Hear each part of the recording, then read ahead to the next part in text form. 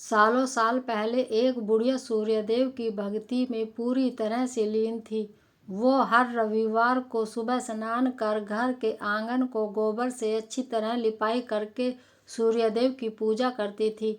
फिर सूर्यदेव के लिए व्रत रख कर शाम को उन्हें भोग लगाने के बाद भोजन करती थी। उस बुढ़िया की भक्ति भावना से देव काफ़ी प्रसन्न थे और भगवान की कृपा से उस बुढ़िया को किसी तरह की परेशानी नहीं होती थी। उस बुढ़िया की खुशी और संपन्नता को देखकर उसकी पड़ोसन को जलन होने लगी। वह बुढ़िया अपने पड़ोसन के आंगन में बंधी गाय के गोबर से ही आंगन लिपा करती थी।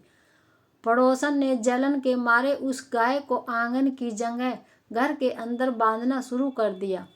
अब अगले रविवार को सुबह बुढ़िया को सूर्यदेव की पूजा करने के लिए घर गाय का गोबर नहीं मिला, जिस कारण वे सूर्यदेव की पूजा नहीं कर पाई और पूरे दिन खुद भी भूखी रही।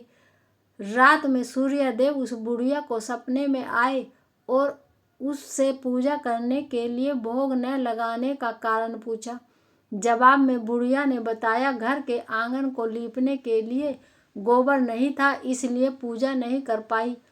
पूजा नहीं की तो भोग भी नहीं चढ़ाया।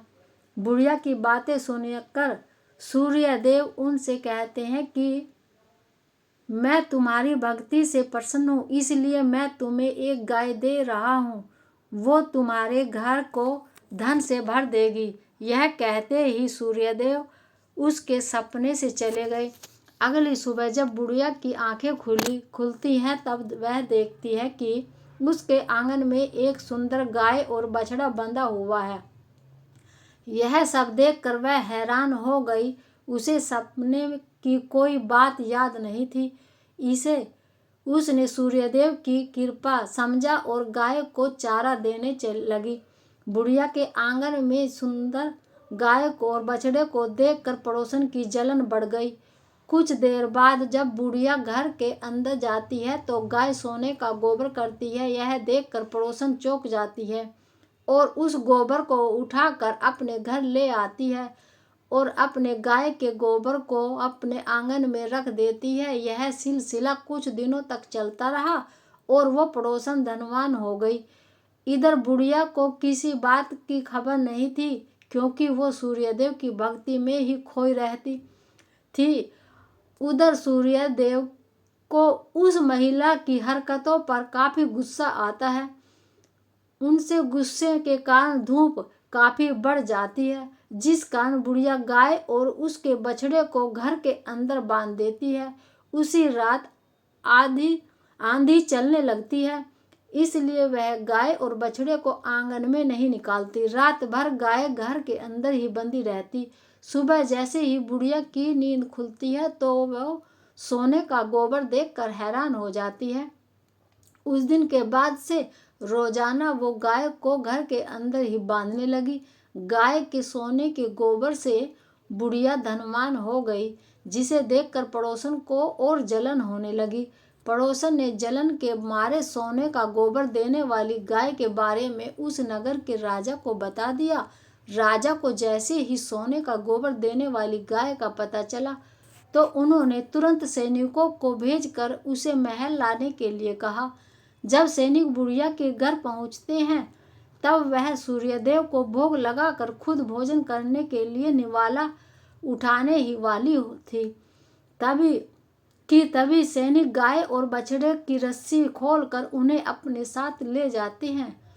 बुढ़िया उनसे गाय और बछड़े को न ले जाने की प्रार्थना करती है, लेकिन राजा के सैनिक बुढ़िया की एक नहीं सुनते। कुछ ही देर में सैनिक गाय को राजा के पास ले जाते हैं। राजा गाय की सुंदरता को देखकर बहुत खुश होते हैं और उसे अपने ही पास रख लेते हैं। गाय व बछड़े के बारे में बुढ़िया बिना खाए पिए पूरे दिन सूर्यदेव से गाय और बछड़े को लौटाने की प्रार्थना करती है। इधर दूसरे दिन सुबह राजा सोने का गोबर देखकर हैरान हो जाता है। उधर बुढ़िया भूखी प्यासी सूर्यदेव की प्रार्थना में लगी रहती है। बुढ़िया की तकलीफ देखकर सूर्यदेव अगली रात राजा के सपने में आकर कहते हैं, कि अगर तुमने इस गाय को और उसके बछड़े को नहीं लौटाया तो तुम्हारे राज्य पर संकट आ जाएगा, तुम्हारी धन संपत्ति सब नष्ट हो जाएगी। सूर्यदेव की बातें सुनकर राजा की नींद टूट जाती है। दूसरे दिन सुबह वो बुढ़िया को गाय और बछड़ा लौटा देते हैं, साथ ही उसे कुछ धन भी देते हैं और उसकी पड़ोसन को सजा देते हैं। सूर्यदेव की इस चमत्कारी गाय और बुढ़िया पर उनकी कृपा को देखकर राजा पूरे नगर के लोगों को हर रविवार सूर्यदेव की पूजा करके व्रत रखने के लिए कहते हैं। तभी से ही रविवार के व्रत का चलन शुरू हुआ और राजा के पूरे राज्य में खुशियां ही खुशियां छा गई। कहानी से सीख, दूसरे के प्रति दया भाव रखने से खुद की ही हानि होती है। जीवन में जितना हो सके सामने वालों की मदद करनी चाहिए। यह कहानी आपको कैसी लगी? पसंद आए तो लाइक, शेयर और चैनल को सब्सक्राइब करें। धन्यवाद।